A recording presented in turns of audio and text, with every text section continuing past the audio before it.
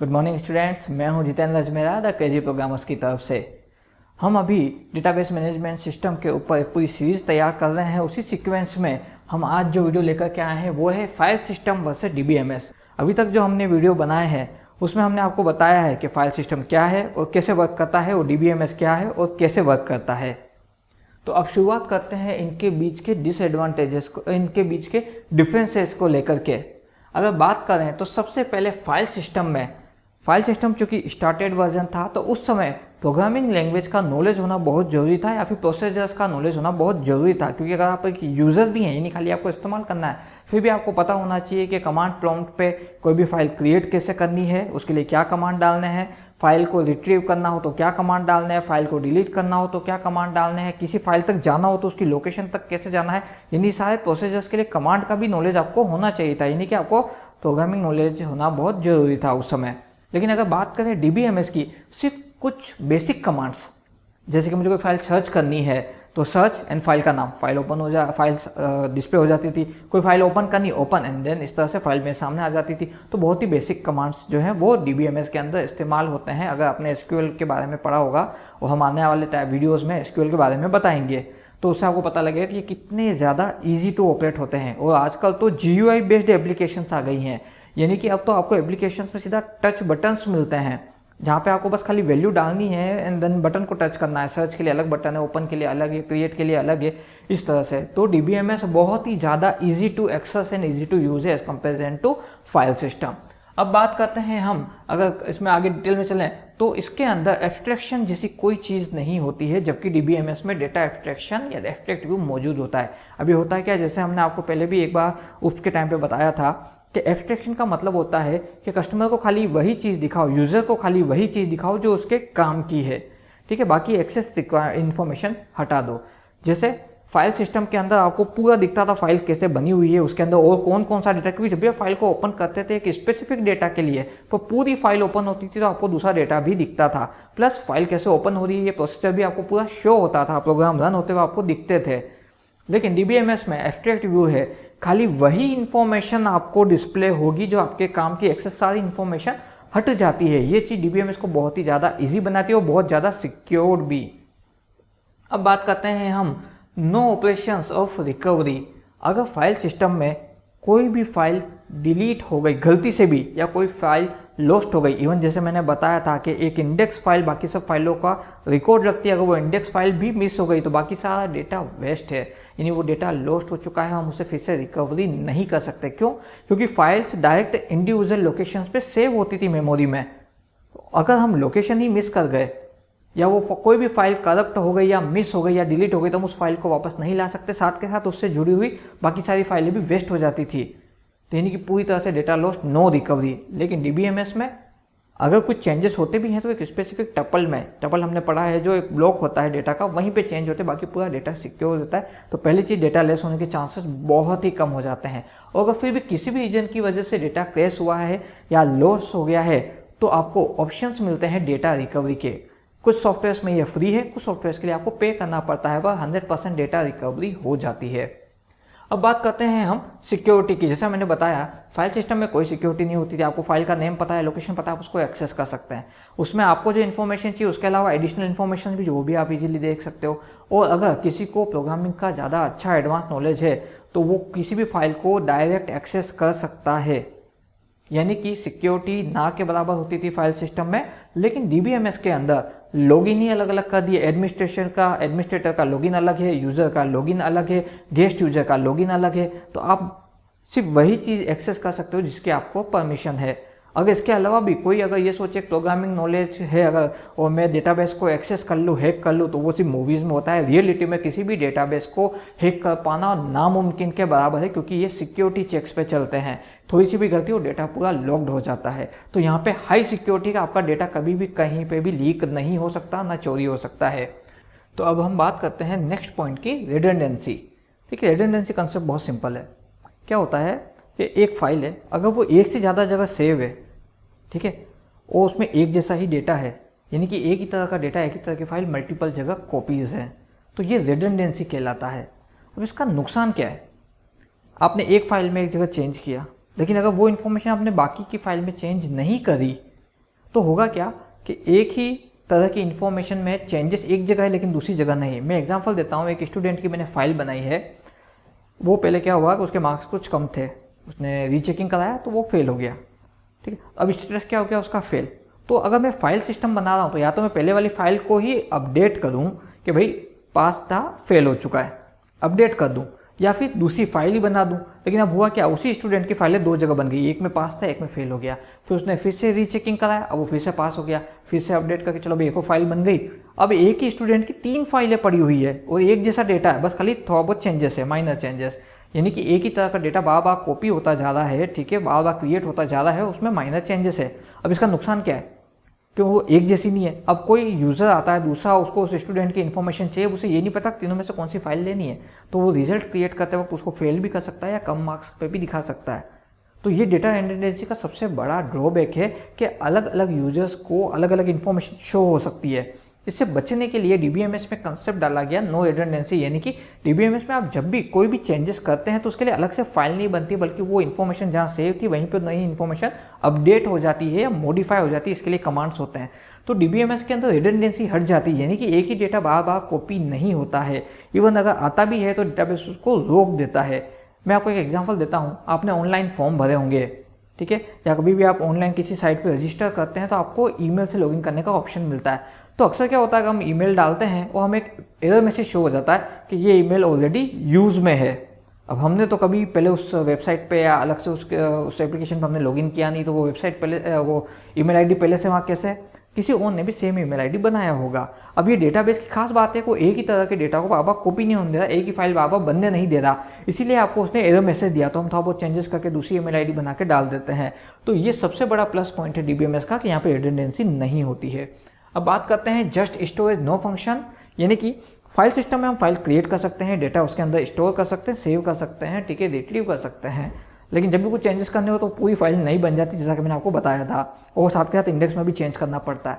तो इसलिए file system में ज़्यादा ऑप्शंस मिलते नहीं है, क्रिएट करो, डेटा सेव करो, उसको वापस रिट्रीव करो या डिलीट करो, बस ये ऑप्शंस थे। लेकिन डीबीएमएस के अंदर create, rename, modify, update, search, remove, delete, add, subtract, there are so many options. DBMS में आपको इतने ऑप्शंस मिलते हैं कि आपको लगता है कि आपको खाली फंक्शंस ऑपरेट करने हैं, बहुत सारे ऑपरेशंस मिलेंगे, जिस वजह से डीबीएमएस काफ़ी ज़्यादा इंटरेस्टिंग भी हो जाता है। और जो अपडेट मॉडिफाई का जो ऑप्शन है ना, ये सीरियसली डीबीएमएस को बहुत ही ज़्यादा एडवांस बनाता है। कि फाइल का सबसे बड़ा इशू ये था, अपडेट किया नई फाइल बन गई, यहाँ तो अपडेट किया पुरानी फाइल पे ही, पुरानी इन्फॉर्मेशन पे ही नई इन्फॉर्मेशन अपडेट हो रही है, ठीक है। अब मैं एक चीज़ देखिए आज मैं आपको क्लियर कर देता हूँ। हम ये सोचे होंगे डीबीएमएस एकदम अलग चीज़ है, फाइल सिस्टम एकदम अलग चीज़ है।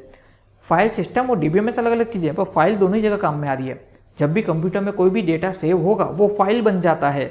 मेमोरी यूनिट में जब भी गया वो फाइल के फॉर्म में ही सेव हुआ है, ठीक है। अगर हमको डॉक्यूमेंट फाइल सेव करते .doc तो वो फाइल है, हम कोई मूवी सेव करें तो वो .vlc या .mp4 या .mbi हो गया तो वो वीडियो फाइल है। यानी कि हर डेटा कंप्यूटर में फाइल के फॉर्म में ही सेव होता है, बस फाइल सिस्टम में डायरेक्ट फाइल्स को एक्सेस करना पड़ता है, कोई मैकेनिज्म नहीं है। लेकिन डीबीएमएस में आपके पास इन फाइल सिस्टम में बहुत ही एडवांस टेक्निक्स, टेक्नोलॉजीज और टर्मिनोलॉजी डाल के बहुत ही हाईली एडवांस एक एप्लीकेशन आपके सामने रख दी गई है, उसी को डीबीएमएस बोला जाता है। यानी कि ऑपरेट करने का तरीका ही फाइल सिस्टम को एडवांस डीबीएमएस बनाता है।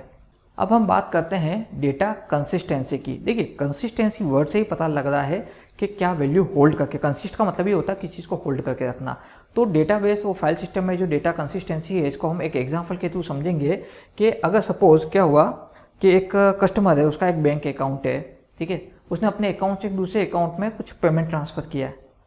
तो अगर मैंने मतलब उस कस्टमर ने 1000 रुपये ट्रांसफ़र किया दूसरे के अकाउंट में, तो दोनों ही जगह ट्रांजेक्शन में क्या दिखना चाहिए कि यहाँ से 1000 डिडक्ट हुए हैं और वहाँ 1000 ऐड हुए हैं, यानी दोनों ही जगह पे सेम आउटपुट शो होना चाहिए, ठीक है। लेकिन अगर ऐसा ना हो तो, ठीक है, तो यही चीज़ डेटा कंसिस्टेंसी कहलाती है। फाइल सिस्टम में क्या होता है, जैसा मैंने बताया कि आप जब भी किसी फाइल को एक्सेस करते हैं, उस पर कोई भी ऑपरेशन परफॉर्म करते हैं तो पूरा का पूरा फाइल ही रिलोकेट होता है। इस वजह से डेटा कंसिस्टेंसी बन नहीं पाती। कैसे, पहले वाली फाइल में जो जिसने ट्रांसफ़र किया उसके अकाउंट में 10,000 दिख रहे थे और डाटा ट्रांसफ़र करने के बाद में नई फाइल बन गई, उसके अकाउंट में 9,000 है, तो 2 फाइलें हो गई, 10,000 9,000। अब इनमें से कौन सी अप्रूव्ड है, ठीक है। तो जिसने किया उसे तो पता है, पर सबको तो नहीं पता है कि भाई अपडेट हो चुका है।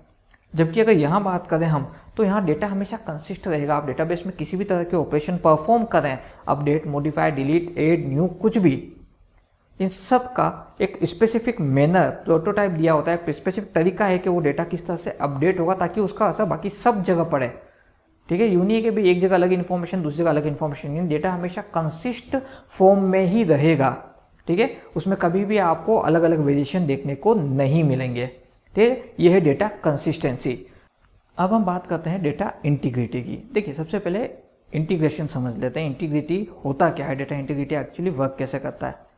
क्या हो अगर ऐसा कोई कॉलम या ऐसी कोई स्पेसिफिक प्लेस जहाँ पे हमें न्यूमेरिक वैल्यू डालनी हो, वहाँ पे हम अल्फ़ाबेट्स डाल दें, तो कितना इशू होगा। जैसे कहीं पे एज इंसर्ट करनी है, लेकिन ऑप्शन ये खाली आपको न्यूमेरिक वैल्यू में जो है एज डालनी है, लेकिन वहाँ पे अगर आप नंबर्स में आप अल्फ़ाबेट्स में डालने की कोशिश करेंगे तो कितना इशू क्रिएट होगा। तो सबसे फाइल सिस्टम में क्या है, यहाँ पे ऐसा कोई रोक टोक करने वाला कोई मैकेनिज्म है नहीं जो आपको रोके कि भी यहाँ पे ऐसा नहीं करना है। इट मीन्स कि यहाँ पे बहुत ही वीक डेटा इंटीग्रिटी मिलती है, क्योंकि डायरेक्ट फाइल बनती है। मैंने नाम डाला, एज डाली, अब मैं उस एज को 12, मतलब अगर मुझे एज डालनी है 22, तो या तो मैं नंबर्स में डालूँ 22 या फिर 22 में अल्फ़ाबेट्स में डालूँ, फाइल सिस्टम मुझे रोकेगा नहीं, क्योंकि उसके लिए सब कुछ डेटा है, वो डेटा को अलग अलग कर ही नहीं रहा है, उसके लिए सब मिक्स डेटा चल रहा है। लेकिन यहाँ पे एज के लिए अलग से कॉलम होगा और उसकी एक फिक्स प्रॉपर्टी डिसाइड कर रखी होगी, यहाँ पे न्यूमेरिक वैल्यू ही एक्सेप्ट होगी। तो जैसे ही मैं उसको अल्फ़ाबेट्स के थ्रू 22 लिखने की कोशिश करूँगा, डेटाबेस मुझे रोक देगा, कहेगा that value is not identified. ठीक है, सिर्फ और सिर्फ न्यूमेरिक वैल्यू ही एक्सेप्ट होगी, जो मैं वैल्यू डाल रहा हूँ वो आइडेंटिफाइड नहीं हो रही है। तो ये डेटा इंटीग्रिटी का सबसे बेस्ट एग्जांपल हम ले सकते हैं कि डेटा इंटीग्रिटी का मतलब कि जो डेटा जिस फॉर्मेट में जहाँ जाना चाहिए वहीं जाएगा। अगर आप गलत डेटा आप इंसर्ट करेंगे तो वो उसको रोक देगा। इसका सबसे बड़ा बेनिफिट होता है डेटा कभी मिक्सअप नहीं होता, आपको हमेशा इंटीग्रेटेड फॉर्म में ही मिलेगा। ठीक है, कभी कभी आपने देखा होगा सिस्टम पे काम करते हुए, लैपटॉप पे काम करते हुए, अक्सर क्या हुआ एकदम टेक्निकल ग्लिच की वजह से हमारी स्क्रीन पूरी मर्ज हो जाती है, हमें कुछ स्ट्रिंग्स दिखती है जहाँ पे अल्फ़ाबेट्स नंबर साथ में लिखे हुए ऊपर नीचे हो रहे हैं। ठीक है, ये इंटीग्रिटी का बेस्ट एग्जांपल जहाँ पे सारा डेटा मर्ज होकर के अलग ही टाइप के फॉर्मेट में आपको दिख रहा है। ठीक है, तो ये लो डेटा इंटीग्रिटी की वजह से होता है। लेकिन डीबीएमएस में आपको बहुत ही स्ट्रॉन्ग डेटा इंटीग्रिटी मिलता है। आप स्पेसिफिक डेटा टाइप को ही सपोर्ट करते हुए वैल्यू इंसर्ट, अपडेट या मॉडिफाई कर सकते हैं, ऑपरेशंस परफॉर्म कर सकते हैं। ठीक है, अब अगर हम बात करें वीक डेटा रिप्रेजेंटेशन, जैसा कि मैंने बताया कि फाइल सिस्टम जो है ये कमांड प्रॉम्प्ट्स पे चलते थे। अगर आपको कमांड प्रॉम्प्ट देखना हो तो आप आपके लैपटॉप या कंप्यूटर में रन कमांड पे जाकर के CMD टाइप करेंगे तो आपके सामने एक छोटा सा ब्लैक विंडो खुलेगा, ये कमांड प्रॉम्प्ट है। अब यहाँ पे आप कुछ भी टाइप करेंगे ना तो वो आपको व्हाइट टेक्स्ट में दिखेगा। कमांड प्रॉम्प्ट खुद ब्लैक होता है या ब्लू होता है, वहाँ पे आपको व्हाइट टेक्स्ट दिखता है। इवन मैंने भी जो मोस्ट ऑफ कमांड प्रॉम्प्ट्स अभी तक यूज़ किए हैं, इस टाइप के सिस्टम यूज़ किए हैं डोज वाले, उनमें क्या होता है पीछे या तो ब्लैक या बहुत ही ज़्यादा डार्क ब्लू जो है, या सी के अंदर लाइट ब्लू की हमें स्क्रीन बैक स्क्रीन दिखती है, उसके ऊपर हम जो भी टाइप करते हैं वो व्हाइट टेक्स्ट में आता है। हाँ, कभी कभी कुछ एरर मैसेज आते हैं तो कुछ अजीब टाइप का मैजेंटा या रेड कलर हमें शो होता है। ठीक है, लेकिन मोस्ट ऑफ क्या रहता है कि लुकिंग बहुत ही सिंपल होता है, ना कोई फॉर्मेटिंग का ऑप्शन है, ना कोई कलर का ऑप्शन है, ना कोई टेक्स्ट, ना ही कोई टेक्स्ट साइज का कोई ऑप्शन नहीं है। लेकिन डीबीएमएस के अंदर आपके पास सारे टूल्स मौजूद होते हैं। आप हर एक ब्लॉक को दूसरे से बिल्कुल अलग दिखा सकते हैं, क्रिएट कर सकते हैं, जैसा आप चाहे वैसा कलर दे सकते हैं। Even different type of error message के लिए आप प्री डिफाइंड कलर्स शो कर सकते हैं। तो सारी फंक्शनलिटी आपके हाथ में है, इसलिए इसका रिप्रेजेंटेशन बहुत ही ज़्यादा अट्रैक्टिव हो जाता है। अब अगर बात करें कॉस्ट की, ठीक है, देखिए फाइल सिस्टम ऑलरेडी इनबिल्ट आते हैं, इनके लिए अलग से कोई एप्लीकेशंस होती नहीं है, तो ये काफ़ी सस्ते हो जाते हैं क्योंकि इनकी कीमत ऑलरेडी आपके ऑपरेटिंग सिस्टम में शामिल होती है। लेकिन अगर हम डीबीएमएस की बात करें तो हमें अलग से परचेस करने पड़ते हैं और ये बहुत कॉस्टली होते हैं। ठीक है, एंड अगर हम बात करें जैसे ऑनलाइन डेटाबेसेस की, तो कुछ कंपनी आपको फैसिलिटी देती है कि बहुत ही कम कॉस्ट में आप पूरा सॉफ्टवेयर लेने के बजाय आप उनके साइट पर जाकर के अपना डेटाबेस क्रिएट कर सकते हो और या फिर ट्रायल अकाउंट भी बना सकते हो। लेकिन इसके लिए फिर आप जब भी उसे बार बार एक्सेस करोगे आपके पास इंटरनेट होना जरूरी है। लेकिन अगर आप इंडिविजुअल खुद का डेटाबेस चाह रहे हो तो आपको काफ़ी ज़्यादा कॉस्ट पे करना पड़ सकता है, क्योंकि इसके हार्डवेयर एंड सॉफ्टवेयर दोनों ही बहुत ज़्यादा कॉस्टली आते हैं। अब अगर बात करें नो प्रॉपर कॉन्करेंट एक्सेस या कॉन्करेंट एक्सेस, तो मैं बताता हूँ कॉन्करेंट एक्सेस होता क्या है। देखिए, इसको बहुत सिंपल वे में समझते हैं। आज के टाइम में जैसे मैं अगर एग्जांपल दूं कि मैं कोई मूवी टिकट खरीदना चाह रहा हूँ ऑनलाइन, सपोज जैसे मैं PVR की वेबसाइट पर गया, मैंने ओपन किया या मैंने ऐप डाउनलोड कर रखा तो मुझे PVR की वेबसाइट से लिंक कर देगा। तो ऐसा तो नहीं कि खाली मैं अकेला उस समय PVR की वेबसाइट देख रहा हूँ या टिकट बुक करने की कोशिश कर रहा हूँ। पूरी अगर बात करें जैसे शहर की बात करें, पूरे शहर में कितने लोग उसी समय जो है टिकट बुक कराने की कोशिश कर रहे होंगे, यानी सभी एक ही एप्लीकेशन पे एक ही साथ मौजूद हैं। ठीक है, अगर सपोज मैंने क्या किया, मैंने 4th रो में मैंने 2nd नंबर का टिकट बुक कर लिया, सीट बुक कर ली है, क्या हो अगर ये इन्फॉर्मेशन जो बाकी उसी समय उस एप्लीकेशन को यूज़ कर रहे हैं उनके सामने शो ना हो, तो उनमें से कोई भी अगर किसी ने भी 4th रो में 2nd वाली सीट ले ली तो एक ही सीट 2 जनों को मिल गई, ये कितना बड़ा इशू क्रिएट करेगा। तो कॉन्करेंट एक्सेस का सिंपल सा अगर मतलब समझे कि जब मल्टीपल यूजर एक ही एप्लीकेशन को या एक ही डेटाबेस को एक्सेस कर रहे हैं तो उन सबको करंट या लाइव अपडेटेड वर्जन ही लगातार शो होगा। अगर एक भी यूजर के थ्रू कोई भी चेंज किया गया है तो उसका असर बाकी सबको ईजिली इंपैक्ट होगा। इट डजंट मीन कि उनका एप्लीकेशन क्लोज हो जाएगा, उनका रनिंग मोड में ही उनको अपडेट दिखेगा। ऐसा आपने देखा होगा टिकट बुक कराते हुए, अभी सीट खाली दिख रही थी, अभी सीट जो है आपको रेड दिख रही है, मतलब बुक हो गया है। तो ये कॉन्करेंट एक्सेस है। फाइल सिस्टम में आपको ऐसा कोई परमिशन नहीं मिलता। क्यों? आप जब भी फाइल सिस्टम में अगर पीवीआर अपने टिकट जो है फाइल सिस्टम के तो बुक करने की फैसिलिटी देखा तो आपने जैसे ही फाइल पर क्लिक किया पूरी फाइल आपके यहाँ डाउनलोड हो जाएगी। 2-3 GB की पूरी पीवीआर की फाइल डाउनलोड होगी, जो पूरा सिस्टम दिख रहा है, सीट्स इतनी है, इतनी अवेलेबल रहती है, ऐसे बुक होती है, इस तरह से होगी। और फिर उसमें करंट आपको दिखने के लिए ऐसा करना पड़ेगा और रिमेनिंग ऐसे दिखेगी। आप खुद परेशान हो जाओगे, भाई हमें तो एक टिकट बुक करना था। तो file system is not good वो कॉन्करेंट एक्सेस। यहाँ पे कॉन्करेंट एक्सेस अवेलेबल ही नहीं है। लेकिन अगर हम बात करें DBMS, ये आपको फुल कॉन्करेंट एक्सेस फैसिलिटी देता है। जैसा मैं एग्जांपल दे चुका हूँ, पूरे वर्ल्ड वाइड सारे यूजर्स अगर एक टाइम पे भी DBMS को एक्सेस कर रहे हैं तो भी सबको live current updated version show होता है। कोई भी एक चेंजेस जो ऑपरेशनली अलाउड है अगर वो होता है तो वो ऑटोमेटिक बाहर सब तरफ अपडेट हो जाएगा। उसका एक और मैं आपको सबसे बेस्ट एग्जाम्पल देता हूँ। एक ही एप्लीकेशन पे एक ही टाइम पे कोई यूज़र किसी डेटा को डिलीट कर रहा है और उसी समय कोई यूज़र किसी नए डेटा को इंसर्ट कर रहा है, ये सब एक ही ब्लॉक पे हो रहा है, वो अलाउड है, परमिसेबल है। इट मीन्स कि कॉन्करेंट एक्सेस आपको बहुत ज़्यादा बेनिफिट देता है। ठीक है, ये डेटा ग्लिच को रोक देता है। ठीक है, अब हम बात करते हैं आगे, still required and can't use everywhere. अब ये कह दे कि हमने फाइल सिस्टम के बारे में पढ़ा, ऐसा नहीं कि ये कोई बहुत बेकार या सिस्टम है। फाइल सिस्टम के बगैर कंप्यूटर चल ही नहीं सकता। जैसा मैंने बताया, हर चीज़ एज अ फाइल सेव होती है। आप फाइल सिस्टम हटा दो, कंप्यूटर बंद हो जाएगा। ठीक है, तो लेकिन फिर भी ये हर जगह काम में भी नहीं आ सकता। क्यों? जब हम बात करें, अगर मैं बात करता हूँ जैसे कोई एप्लीकेशन आप इंस्टॉल कर रहे हैं या ऑपरेटिंग सिस्टम भी आप इंस्टॉल कर रहे हैं तो वहाँ पे आप कभी भी देखेंगे तो मल्टीपल फाइल्स पहले ओपन होती है, फिर एक एक करके सारे फाइल का डेटा अपलोड होता है एंड देन सब इंस्टॉल होने लगते हैं। तो फाइल सिस्टम बहुत ही यूजफुल है, लेकिन ये कहाँ काम में आता है? जहाँ पे उस पूरी फाइल को एग्जीक्यूट किया जाए पूरी तरह से, यूं नहीं कि आधा अधूरा कोई सिलेक्टेड इन्फॉर्मेशन ही चाहिए, पूरी फाइल एग्जीक्यूट हो, तो वहाँ पे फाइल सिस्टम बहुत ज़्यादा यूजफुल है और जरूरी भी है। कोई भी एप्लीकेशन आप इंस्टॉल करते हैं ना, गूगल प्ले स्टोर से कोई भी डाउनलोड करते हैं तो वो पीछे से चल रहा होता है ना, इंस्टॉल, वो क्या है, वो उसको पूरी फाइल आपके सिस्टम पे आई है, वो इंस्टॉल हुई है, वो ऑनलाइन नहीं है। उसकी कनेक्टिविटी ऑनलाइन है कि उसका डेटा आपको हर बार ऑनलाइन जाकर के अपडेट करना होगा, लेकिन वो फाइल पूरी आपके सिस्टम पे डाउनलोड होकर के इंस्टॉल हुई है।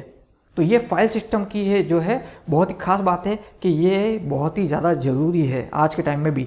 और DBMS जो है वो हर जगह काम में नहीं आ सकता। स्पेसिफिक अगर मुझे कोई एप्लीकेशन इंस्टॉल करना तो उसका जो जितना भी सेटअप है, जितना भी प्रोग्राम है, मैं डेटाबेस में नहीं डाल सकता, क्योंकि डेटाबेस कंडीशनल होता है, ये ऑपरेशनल चीज़ है, इसे ऑपरेट करना पड़ता है, जो हम नहीं कर सकते। ठीक है, इट मीन्स के अगर ऑपरेशनल वैल्यूज़ की बात करें या जहाँ पे फुल फाइल एग्जीक्यूशन की बात करें तो वहाँ पे DBMS पूरी तरह से फेलियर है। तो DBMS की ये की लिमिटेशन है कि ये आपके प्रोग्रामिंग पार्ट में या फिर हम यूँ बोल सकते हैं इंस्टॉलेशन पार्ट में ये उतना सक्सेसफुल नहीं है जितना कि फाइल सिस्टम। इस पूरे वीडियो में हमने आपको बताने की कोशिश करी है कि फाइल सिस्टम में और DBMS में बेसिक डिफरेंसेस क्या हैं। अगर फिर भी आप किसी भी टॉपिक पर डिटेल में इंफॉर्मेशन चाह रहे हो या कोई आपका फीडबैक है, सजेशन है, कोई भी आपकी क्वेरी है तो आप हमें कमेंट बॉक्स में लिख करके बता सकते हैं।